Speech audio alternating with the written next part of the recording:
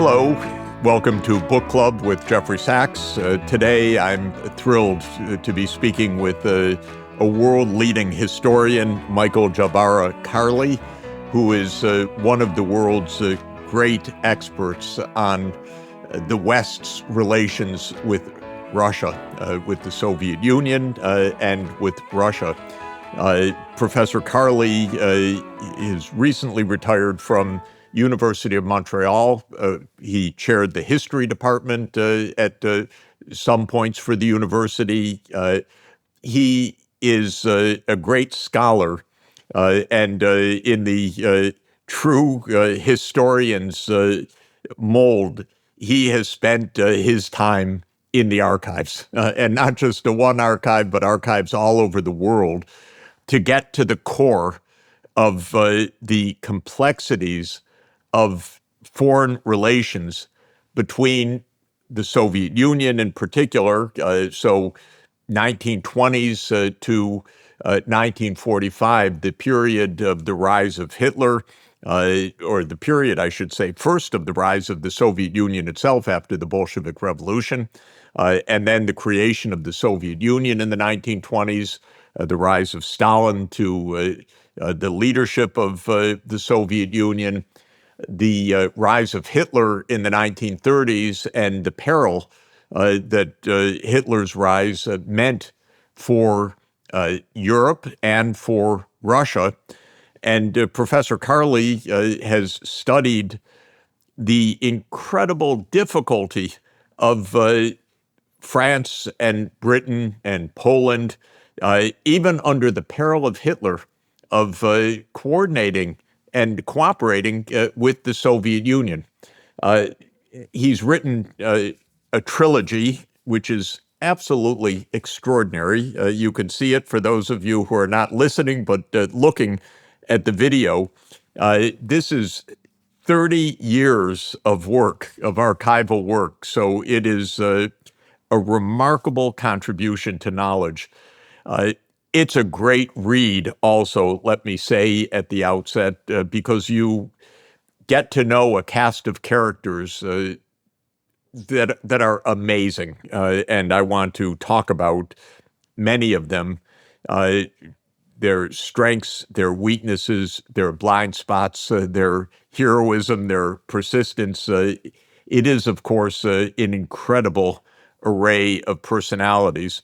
But the basic story is the great barriers of distrust and confusion that have made it very difficult for countries of Western Europe, for the United Kingdom, and what was then the British Empire, for the United States, and for the Soviet Union, or today for Russia, to cooperate. And it's a challenge that is with us to this moment, because even as I was just preparing to get on the line with you, Michael, I was reading about how the European Union Commission wants extraordinary powers to take out a major loan against Russian assets to continue the war against Russia. So to this moment, we're at war, and your historical work does so much to illuminate the blind spots, the prejudices, the terrible misjudgments that have been incredibly self-defeating on the Western side. We are meeting for the first time today, though I'm an admirer of yours. Welcome to Book Club. And you've spent 30 years on this. Can you tell our listeners a little bit about you and about how you entered this incredible effort, this lifelong pioneering effort, which is unique to historians? So I'd love for you to share the basic story, and then we'll get into your findings. Well, I first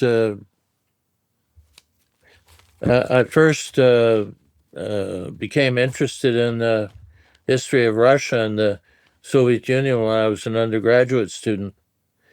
at the George Washington University in Washington, D.C.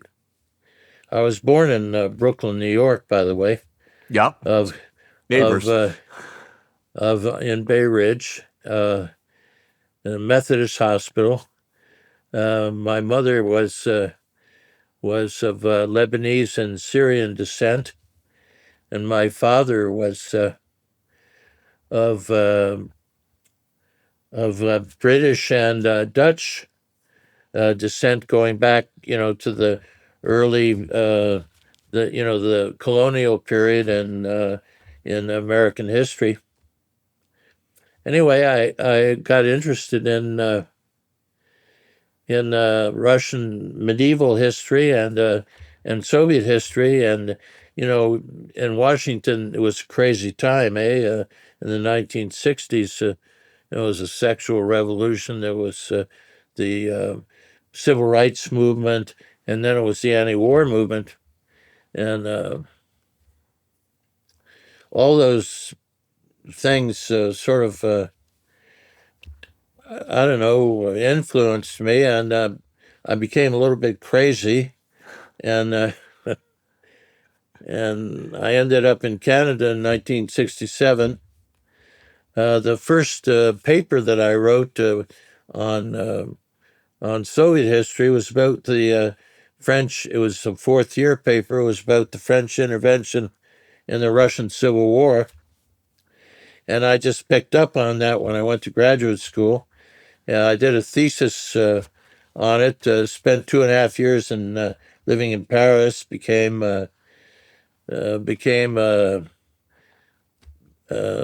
should I say? Became a Francophile. Developed habits as a Parisian habits. And I also became what the French call a rat des archives. A rat des archives. Somebody hangs out at the archives, because that's where I was whenever they were open. I was at the archives, not just one. There are many different archives in Paris, and anyway, so from a fourth year paper to a doctoral thesis and a first monograph, I worked on the French intervention, Russian Civil War. That was the period after the Bolshevik Revolution, seizure of power in November 1917. And the And French this is when the French, the British, the Americans intervened to try to put down the Bolshevik Revolution. exactly really put it down. One British general boasted of his intention to hang Bolsheviks from every light post between Moscow and Petrograd. I mean, the Bolsheviks really angered the elites of the West. You know, this was the first. This was the first socialist revolution that really took root, and it was and it was a tremendous threat to the to the ruling elites of Europe, not just of the Entente Cordiale, but of Germany, of Wilhelmine Germany as well. They all hated the Bolsheviks, and all of them. Uh, uh, They all uh, thought that their wealth would be next to be confiscated. exactly, exactly. So anyway, from the intervention, I moved on to Soviet foreign policy because Just to say for everybody, during 1919 to 1921, more or less, the Western powers tried to kill the Bolshevik Revolution. They failed, obviously. Lenin and the revolutionaries succeeded, and so the revolution held, and the French retreated, left, as did the British and the American expeditionary forces. and now you're going to pick up the story in the 1920s. Correct. And the Soviet archives were not open at that point. They were closed tight. This And they was were still the Cold War when you were writing. That's right. And but at the beginning of the 1990s, they started to open, and I thought, man, I got to go. Yeah, amazing. I got to go and look at these papers, and I mean, it was such. I like to say that it's like you're in this dark room, right, and you can't see a damn thing, and then all of a sudden, you open the blinds, and the light floods in, and all and many things that you didn't know or you couldn't imagine become visible. Well, it's a little like change everything. Yeah, little like Plato said about the people living in the cave, looking at the flickering lights, and then like you say, the archives open, and suddenly you can actually not look at the prejudices, but look at what people were doing and saying and writing in real time. Exactly. And one of the things that I learned was that, or jumped out at me, was the remarkable skills of the first generation of Soviet diplomats. They functioned in a world where their country was despised and feared, but they were often multilingual, French, British, German, and they were able to develop relationships of confidence with their counterparts in Europe and the United States in ways. I mean, public opinion hated the Soviets, but the Soviet diplomats were able to function almost as human beings, developing human type relations with their Western counterparts, and if there's a hero of your trilogy, it seems to be Maxim Litvinov. What an extraordinary individual. Yeah. I knew very little about him. I only knew his name, basically, before the, 1,500 pages that I got to meet him. But what an absolutely extraordinary figure.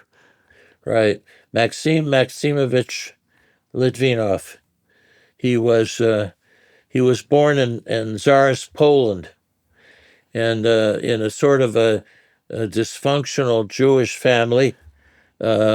He because he was Jewish, he had a trouble getting into a Russian university, and he went into the Russian army, became an artilleryman, and he learned about Karl Marx and company, reading Marx in his spare time as a soldier, and then he became a money launderer and arms. How should I say? He bought arms for the Bolshevik Party. I kind of compare him to. I call him in one of my books. I call him the Sundance Kid. Mm-hmm. and he eventually went to England in exile. He spent 10 years there. He started working as for a big publishing company in London. Married a British woman who was a novelist. Came from a sort of a very high bourgeois British family. Her father was a newspaper man, so forth and so on. And when the revolution in Russia came in 1917, he decided he was going to go and help out. And he became he became, first of all, he became the Soviet unofficial ambassador in London. Then he was arrested by the British, and then he was traded for some British diplomats that the Soviets were holding, and he became a deputy commissar for foreign affairs, and you can see right away that he becomes an absolute realist, trying to improve relations with the Western powers, even in 1919, when the military intervention, was in full flight in the Soviet Union and, Soviet Russia, and the Red Army was fighting to defend the Soviets against foreign armies and white armies across Russia. And in the 1920s, he becomes a spokesperson for realism in Soviet foreign policy, and for a policy that we came to know after 1945, but existed almost from the beginning as peaceful coexistence. Yeah, he basically takes the view from the beginning that the Soviet Union, France, Britain, the United States have a common interest in peace, should get along, and should overcome their ideological blinders, if I could put it that way, or their That's right. ideological commitments, because the basics should be peaceful relations, economic, security. And he's so persistent in this, and I think you call him, or he calls himself, the Sisyphus of foreign policy, because for more than 20 years, he's pushing that boulder up the hill of cooperation between the Soviet Union and the West. And everyone is saying, no, we can't cooperate. And he's saying we need to cooperate. And it's so impressive, by the way. Well, what's really interesting is that in the first generation of Western historians wrote that the Soviet Union didn't have national interests which it chose to defend. It only had the interest in spreading a world socialist revolution. But that was wrong. That was wrong. In fact, there was a conflict inside the Soviet government in the 1920s between what the German ambassador called a conflict between Comrade Kominternovsky, the Comintern, the International World Socialist Revolution, and Comrade Narkomendelchevsky. The Narkomendelchevsky was the commissariat for foreign affairs in Moscow, and these two elements clashed in the 1920s before the realists sort of at the end of the 1920s. How should I say, established their position as dominant. So just to help everybody understand, the Bolshevik Revolution came, the Western countries immediately intervened militarily. Rather than trying to deal with the new government and understand it, they attacked it and tried to bring it down. Right. They failed to do so. The Soviet Union was established in 1924, I believe, if I have the date right, 22 or 24? 22, end of 22, excuse me. It became the Soviet Union, merging different parts of what had been the Tsarist Russian Empire. And then there was a debate inside. We're a revolutionary government. Are we for world revolution, or are we for building our country? Exactly. And what you've just described is that debate, is it world revolution, or is it practical building of the new Soviet Union going to take precedence? And by the end of the 1920s, it was the national builders that predominated, actually led by Stalin. Exactly. And what's so interesting is that, of course, when I grew up as a kid in the Cold War, like you did, we always were told, well, Stalin was out for global conquest, for global revolution. But he Correct. was actually the protagonist in that battle inside for a national focus, not for the global revolution. And this is almost the opposite of what we were taught in the mainstream, that Stalin was wanting to take over the world. But actually, he was the one that said, we must be practical and put our own country on an industrial development basis, be able to have our own security. And Litvinov, who we were discussing, or Litvinov, now that I know Right. how to pronounce it properly, thank you, Right. Litvinov was the realist who said, we're just here as another country. Stop seeing us through this propaganda that we're out to take over the world through a communist revolution. We are a normal country trying to build our normal economy, our normal security, and deal with us on that normal basis. Is that a Yeah. fair summary? Yes, except for one thing. Yes. Stalin was a very cagey guy, eh? And he was in the 1920s. He was involved in a big conflict, especially with Lev Trotsky for control of the Soviet Communist Party and the Soviet state. And he could never let himself be. He could never appear. How should I put it? He could never let anybody outflank him on the left Mm-hmm. because Trotsky was constantly accusing him of selling out the revolution.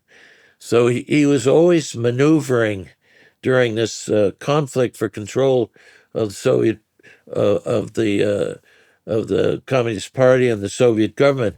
But basically, he was a sneak. He had to appear as though he was left to the left, but in fact he was a hardcore realist hiding out until he got rid of all his opponents for control of the party and so on, and then he could show his true colors. Let's pick up the story here because this is the start of your trilogy, 1930. Stalin is now in charge. He is a realist. It is socialism in one country, not global Right, revolution.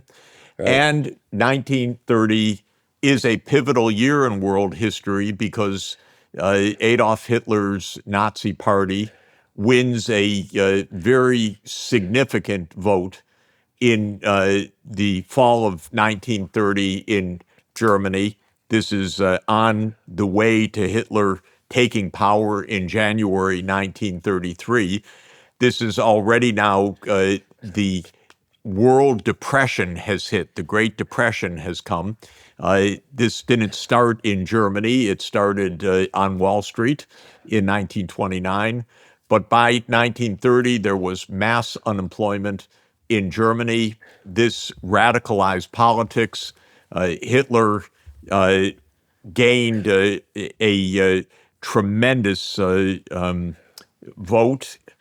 He didn't take power yet in 1930, but your book starts with the rise of Hitler as a very dangerous force, and the Soviet leaders understand that Hitler is dangerous because they have read Hitler's book, Mein Kampf.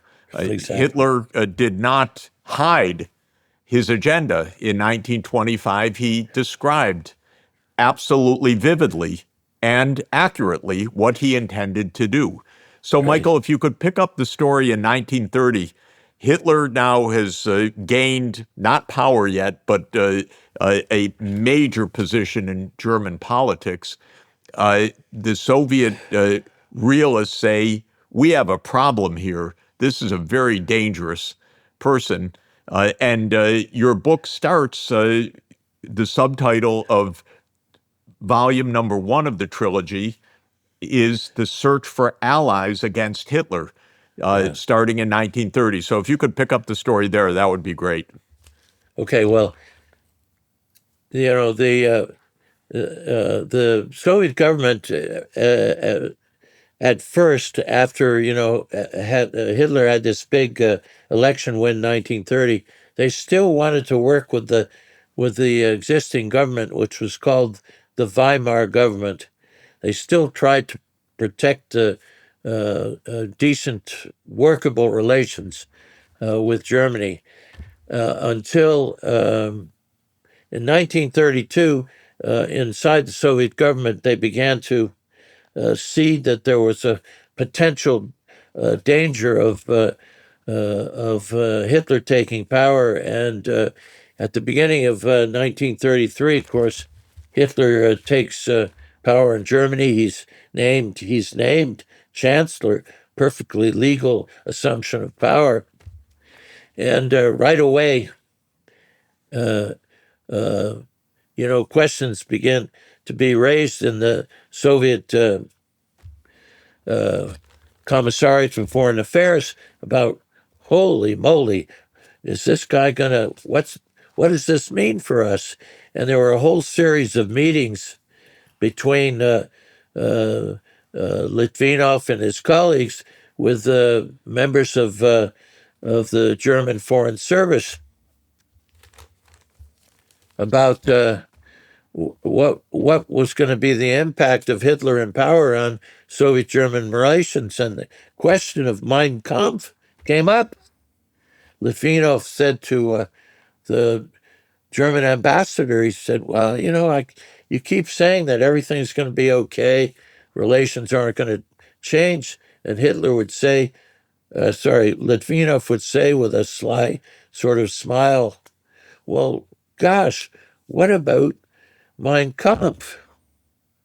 And Mein Kampf was essentially Hitler's blueprint for the establishment of German domination in Europe right up until the Ural Mountains. And the German diplomats would say, "Oh, Hitler was a bit crazy in the 1920s. He was a bit of a kook, and but now he's in power, and don't pay any attention to that. It's just, it's just talk from somebody who wasn't holding power." And Litvinov and his colleagues, they didn't believe it. Yeah, and they were right. That's right, they were. So essentially, the Soviet side, the Soviet side as a government was the first government to recognize the danger of Hitlerite Germany, and recognizing it, they sought allies in the West.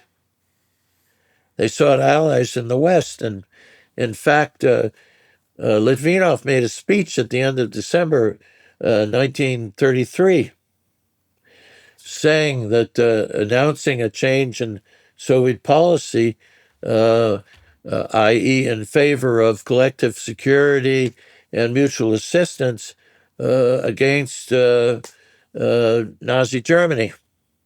But Litvinov said this. He said, "The Soviet Union alone cannot assure security in Europe, peace and security in Europe. It has to have the support of other powers, for otherwise it won't work." And that was the basic logic of Soviet policy between, say, 1933 and 1939, was to form a defensive alliance against Nazi Germany, to contain Nazi Germany, if possible, and if not, to make war against Nazi Germany to destroy it. And Litvinov, during that whole period, was the Narkom, I think is the Narkom, the Russian title, meaning the Commissar for Foreign correct. Affairs, or what we would call the Foreign Minister, in essence. Yeah. And you point out repeatedly that while some Western historians have said that he may have been freelancing or acting on his own. There's no Exactly. doubt that this was a policy that Stalin led. The vozhd, is that the right way to say it? Vozhd, Stalin yeah. was the boss, the Boss. vozhd. I got to learn some Russian from you, so he was the vozhd, and Litvinov was the narkom, and this was the Soviet policy. We need to have collective security against the threat from Hitler. And of course, your 3 volumes are exactly about this quest for security. And it's a tragedy, your trilogy, of course. It's a tragedy that, in the end, with vast loss of life, ends with Hitler's defeat, but just barely, and with so many opportunities missed in the 1930s. And that's the incredible drama that you tell. So there are 3 volumes here. The first is the period 1930 to 1936, which you describe as more or less the failure of Litvinov's heroic attempt to forge a British, French, Russian collective security against Hitler, even though Hitler is showing his colors and all the threat. The second volume is from 1936 to 1939, which are just awful years of the British and the French, in the face of the most dire possible threats, turning down the increasing pleas of the Soviet Union to make an alliance. They don't do it until the war breaks out.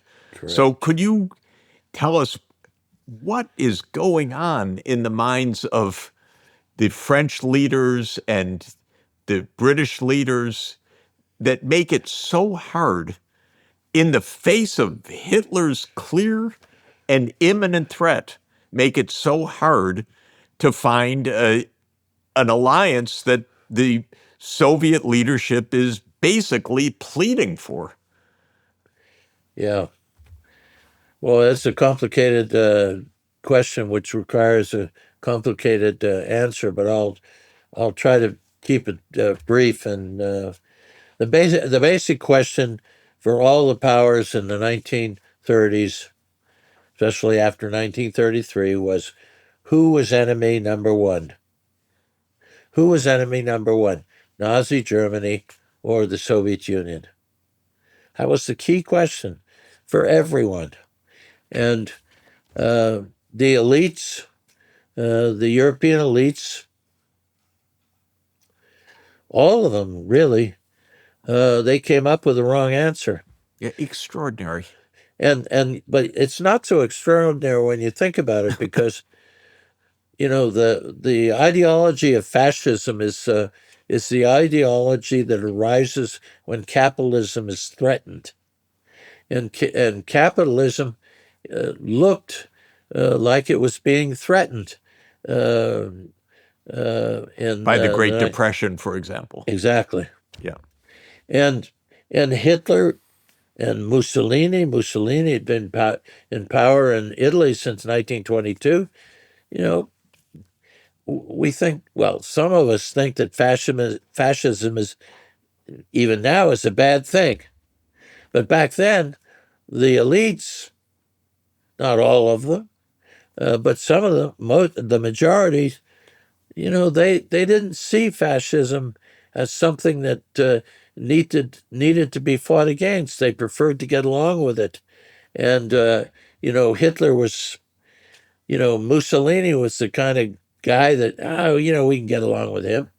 And Hitler comes along, and he's sort of a rough-edged character. But if you sent him to a new barber and you got him a new tailor, and made him more presentable, he'd be all right too.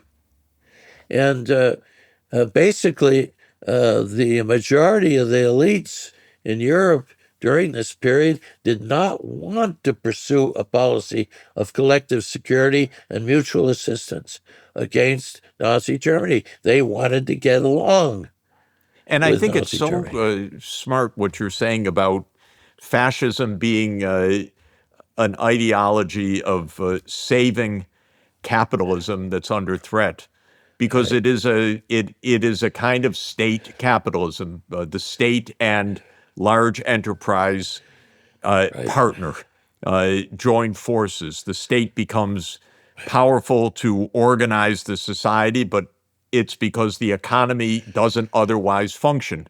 And Hitler put people back to work, building the highways and so forth, and remilitarizing. But it was viewed at the time by big business in Germany as, yes, it keeps us going, not as a dire threat. And you're saying that in Britain and France, among the elites, powerful corporate interests, and in the United States, of course, some of right. our most important leaders, like the Dulles brothers, Exactly. during and after World War II, who took over as Secretary of State, John Foster Dulles, and the CIA, his brother Alan Dulles, they represented German companies during the 1930s. They thought, well, fascism, this is working for business after all. That's right. And the the Soviet government worked on the United States. It worked on France. It worked on Britain. It worked on Poland. It worked on Romania. All these various states in Europe to try to organize collective security against Nazi Germany. And not all of the elites were against this idea. Take somebody like Churchill, for example.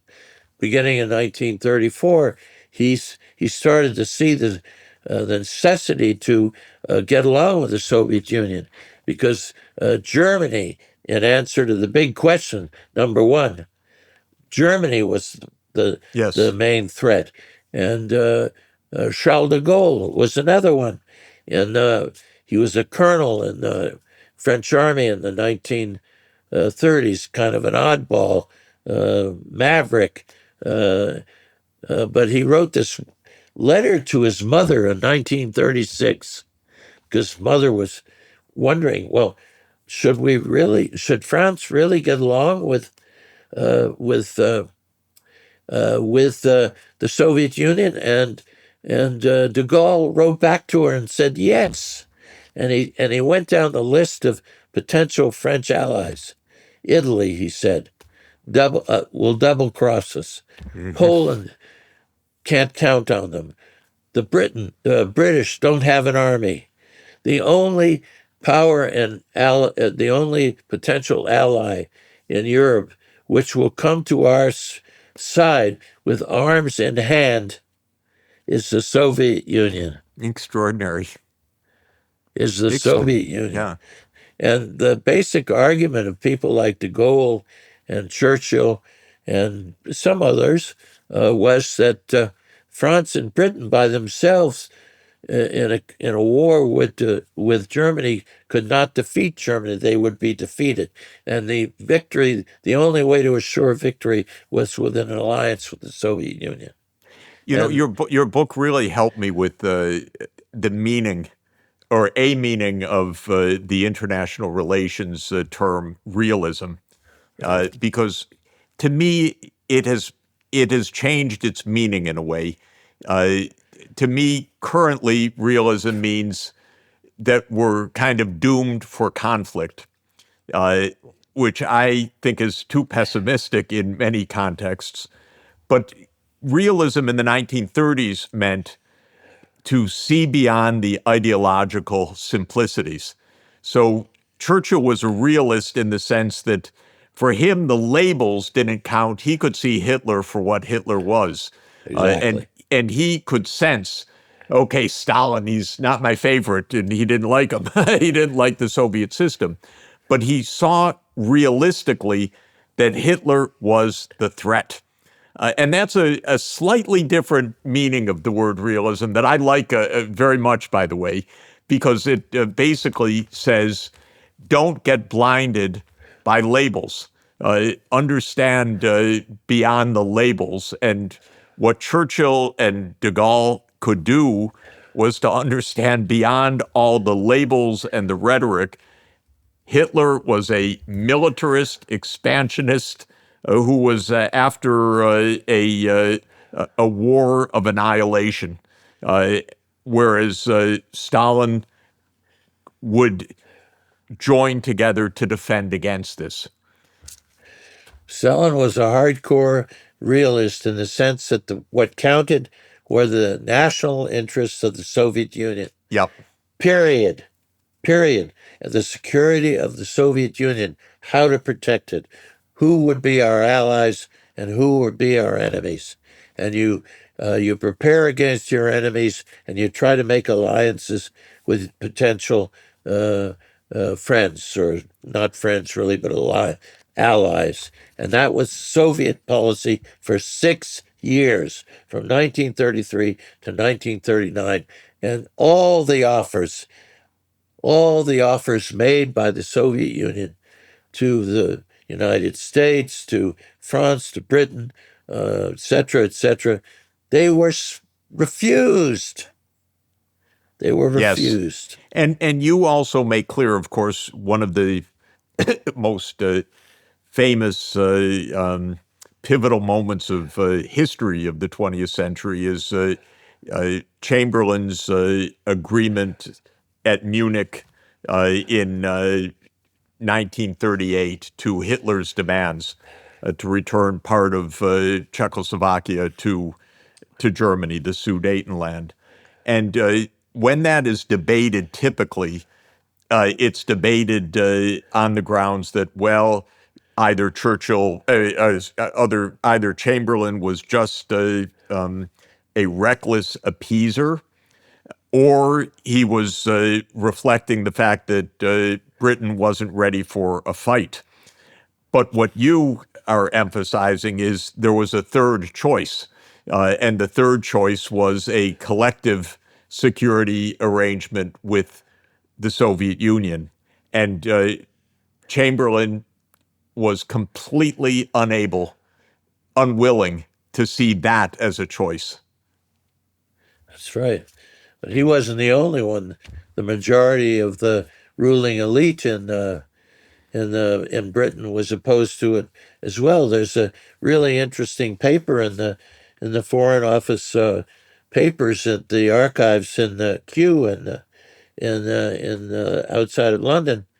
One of the officials of the Foreign Office developed a paper. It was after the Munich negotiations. It was in October of 1938, and he flat out came and said, we're opposed to the policy of collective security. We're opposed to the policy of alliance with the Soviet Union. He flat out came out and said it. Absolutely extraordinary. And the second volume of your trilogy is so heartbreaking, actually. But it ends, the Munich September 29, 30 climb down by Chamberlain is this pivotal moment where instead of collective security, the British hand a part of Czechoslovakia over to the Soviet Union. And by the way, Poland acts incredibly opportunistically as well, grabbing a piece of Czechoslovakia as well. But your second volume ends with the shocking moment. It closes basically with the Molotov-Ribbentrop pact, which is the Stalin's agreement with Hitler at the end of 1939, so a year after Munich, of a non-aggression pact. And in a covert way, a division of Poland, in effect. And this is, of course, pivotal because when I learned history, that was meant to prove how Stalin was perfidious, Right. that Stalin and Hitler were really one and the same thing. That's what I was taught. It's a proof. You see, Stalin and Hitler joined forces. But what your trilogy makes so absolutely clear, irrefutably clear, is that it was a desperate move of Stalin to have at least a chance for the Soviet Union to save itself from an imminent invasion by Germany, given the fact that Britain and France had turned down the collective security option. Yeah, that's basically it, but it's even worse than that.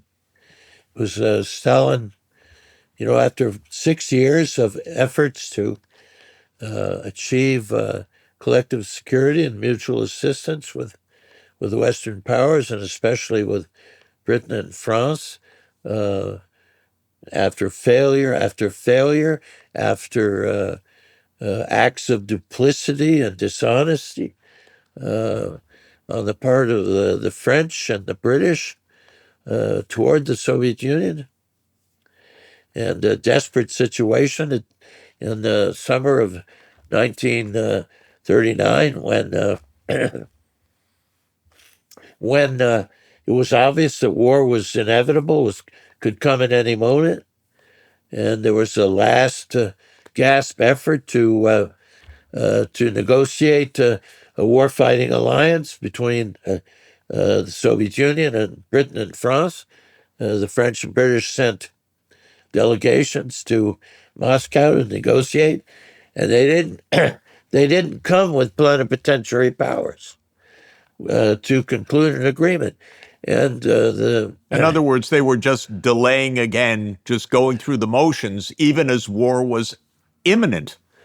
they were bullshitting. Yes. Excuse my use of the language. They were bullshitting the Soviet side. And the Soviet side recognized it.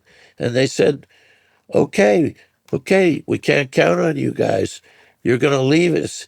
You're going to leave us to fight the Germans alone while you sit on your butts and watch from the West. So Stalin outplayed them and concluded the non-aggression pact with Nazi Germany. And he was able to stay out of the war. While he was able to stay out of the war, he was able to buy time to strengthen Soviet military power. He made some mistakes. The Winter War against Finland was not a great moment in Soviet foreign policy making. Although it wasn't a great moment of Finnish foreign policy either, frankly. Correct. Absolutely. We see the Finns as heroic people. In fact, they were very fond of fascism, but we shouldn't single out the Finns. Most of the European powers, most of the European elites were sympathetic to fascism in 1939, and basically Stalin was covering his ass, Yeah. and he looked at the No one would join forces with them. So he had to take, in the end, he had to take desperate measures to, and just barely saved the Soviet Union in the end, which lost 27 million people in World War II. That's right. But the key thing is that absolutely from the beginning, the public opinion in the West accused the Soviet Union of treachery, of Stalin, of stabbing poor Poland in the back, for example. And the iconography, the political cartoons showed Hitler walking arm in arm with Stalin, or drinking beer with him, clinking their beer glasses together. Now, there was one cartoonist, David Lowe, who was the famous British cartoonist who showed Hitler and Stalin walking arm in arm together, but each one of them had a pistol behind their back, ready to use in case of necessity, the one against the other. And that was the image, the proper image to represent the relationship between Hitler and Stalin. One thing that's sad for me, I was an advisor, a leading advisor to the Polish government in 1989-90 at the end of the communist period. And of course, I did everything I could to help Poland. But Poland's behavior many times in this is very ignoble, I have to say. First, Poland invading Russia in 1920-21, because that was an aggressive invasion by Poland, completely unnecessary. And then even with Hitler about to destroy Poland, Poland could not see its way to join forces with the Soviet Union. Even with Hitler on the border about to destroy Poland, Poland was still resisting any kind of collective action with the Soviet Union. If we had the time, I could really tell you the full story of Polish conduct during those years. Absolutely reprehensible. Yeah. But if you try to talk about that now, Polish nationalists and Polish historians be ready to jump you and say that it's all not true, that we were stabbed in the back and so forth and so on. But that is not what really happened. I compare the Polish behavior in that period as the skunks in the woodpile of security and peace and security in Europe in the 30s. Yes, I think it's shocking and just so it was very depressing for me to learn more about this. We need hours, Michael. Yeah. You know so much, and it's so fascinating.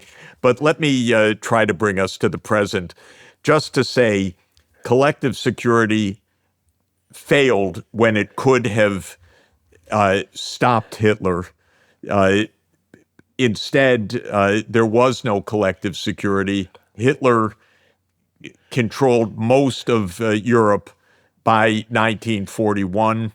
And of course, on June 2nd, 1941, invaded the Soviet Union, nearly defeated the Soviet Union, but was heroically stopped by the Soviet Union, which suffered unimaginable losses. 27 million is the number that I know most from the historical references.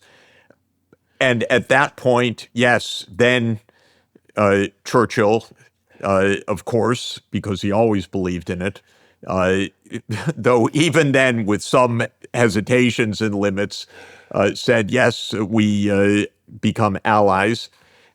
I think I give Franklin Roosevelt high marks in this of quick action even before the United States was a formal combatant, because the invasion of the Soviet Union came several months before Pearl Harbor, so the U.S. wasn't in the war, but FDR knew, get the supplies through Lend-Lease, through any way possible, to the Soviet Union so it could defend itself. And just to say, because I want to hurry to the present, by heroism of the Soviet Union, because that's what it was, this massive effort we can't even imagine, a loss of life, multiples of what the Western countries experienced in World War II. basically the Soviet Union bore the brunt of defeating Hitler, but there was an alliance that formed after Operation Barbarossa. But then it breaks down almost immediately with peace. Almost immediately after the Soviet Union has lost 27 million people, has borne the brunt of this battle, has reached agreement with the West to disarm Germany, to have a neutral Germany, agreed at Potsdam. The West begins to rebuild Germany, remilitarize Germany. I take that to be the Western start of the Cold War, which happens from the West, not from the Soviet side, but from the West within nanoseconds of the war ending. Actually, it's worse than that. You know the Okay. story of Operation Unthinkable? I do know in broad terms, but if you could explain briefly. Operation Unthinkable was a plan that was cooked up on the initiative of Churchill, April, May 1945, okay? Even before the end of the war in Europe.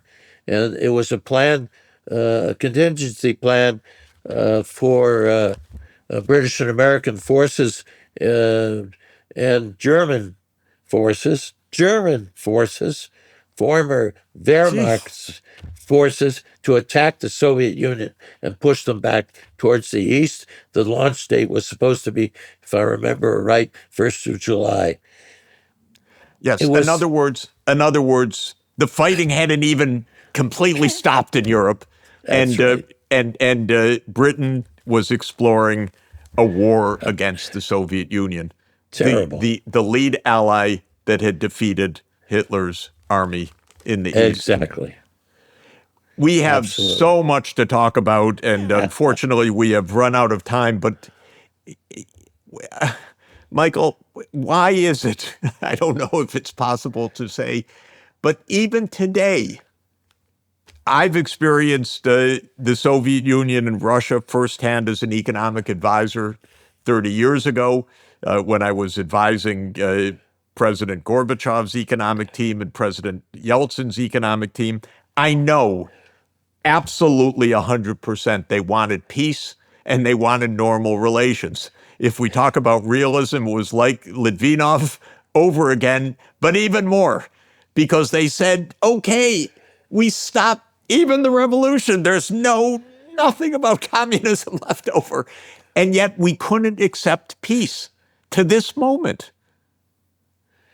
Plus ça change, plus c'est la même chose. The more things change, the more they're the same. Isn't it shocking and tragic? It's very, very unfortunate. We're going to have to leave it here for the moment. I want us to return for more discussions, Michael.